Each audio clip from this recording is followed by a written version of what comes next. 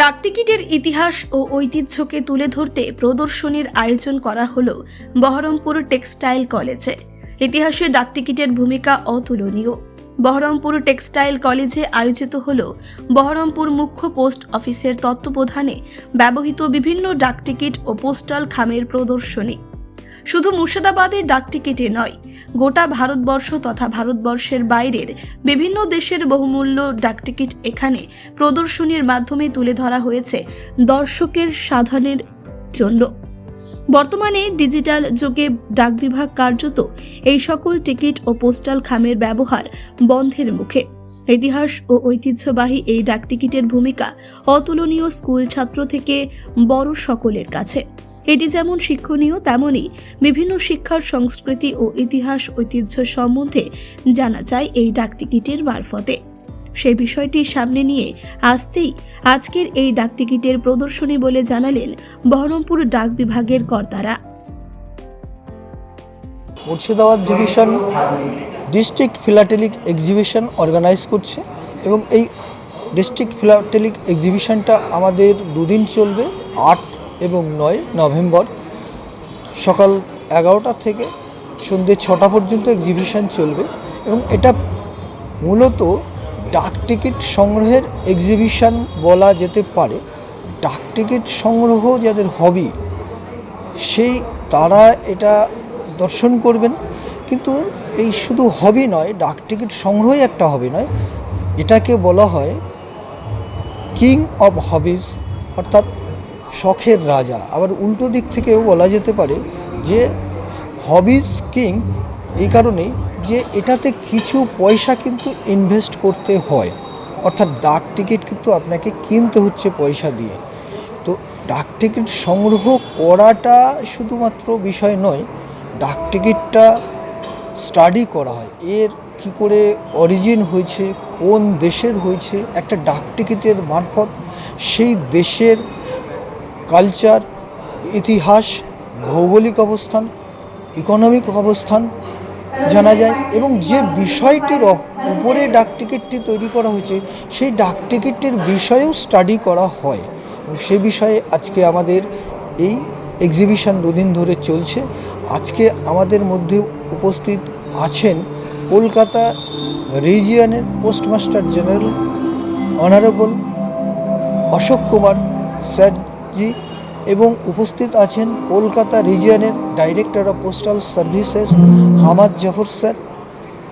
আগামীকাল আমাদের chief guest হিসাবে এখানে উপস্থিত হবেন আমাদের ওয়েস্ট বেঙ্গল পোস্টাল সার্কেলের chief postmaster general Shri Neeraj Kumar sir.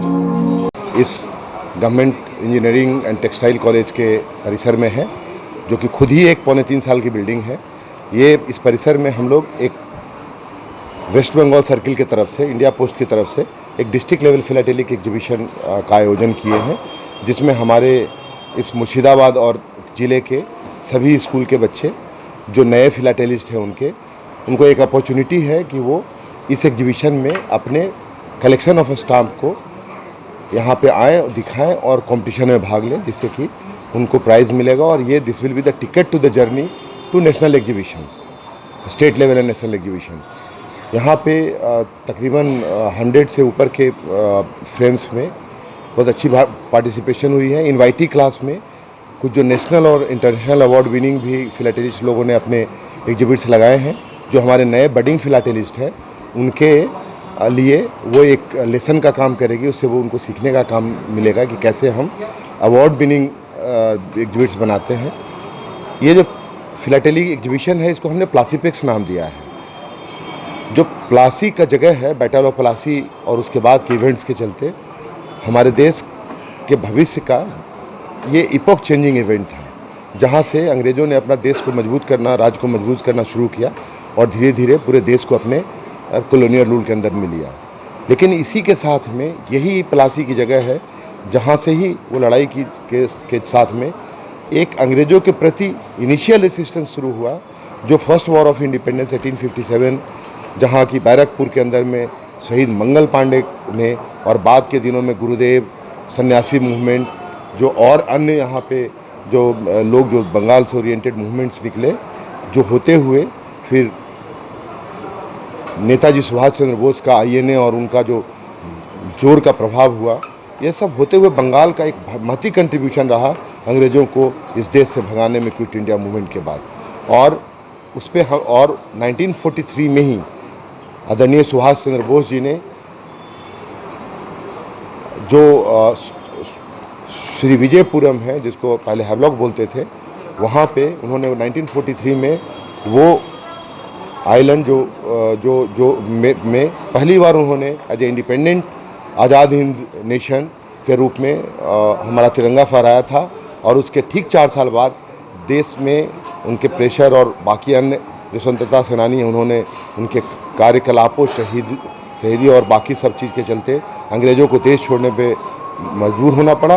और 1947 15 अगस्त को हमारे प्रथम प्रधानमंत्री श्री जवाहरलाल नेहरू जी ने और लाल किले के प्राचीर से देश का एक स्वतंत्र देश के रूप में तिरंगा फहराया। इन सारी जर्नी को 1757 से लेकर के 1947 को आज हमने एक 7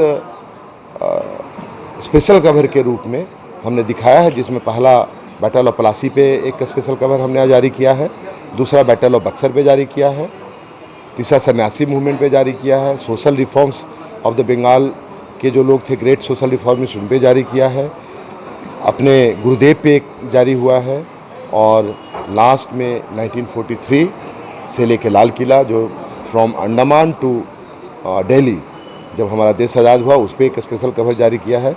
तो हमने जो हमारा आज लोगो है इस प्लासीपेक्स का, journey of the nation 1757 to 1947, इसको के डिफरेंट इम्पॉर्टेंट इवेंट्स और इपोक को हमने स्पेशल कवर के माध्यम से आज याद किया, नमन किया उन घटनाओं को, और उसमें सारे शहीदों को हमने उनको फिलाटेली के स्टाम्प के माध्यम से, स्पेशल कवर के माध्यम से उनको एक श्रद्धांजलि दी है कि आज उनके कुर्बानियों और उनके कंट्रीब्यूशन के चलते ही हम आज एक स्वतंत्र देश में आज़ाद शहरी के रूप में आज हम सांस ले रहे हैं और अपने राइट्स को उपयोग कर रहे हैं। और हम ये वचन देते हैं इस प्लेटफॉर्म से कि हमारा एक एक शहरी, एक एक सिटीजन कंट्री का इसको अक्षुण्ण बनाने रखने में इसके लिए अपनी जान लड़ा देगा।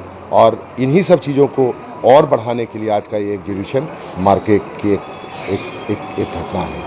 धन्यवाद। বহরমপুর থেকে শাহিন শেখের রিপোর্ট, চেতনা নিউজ।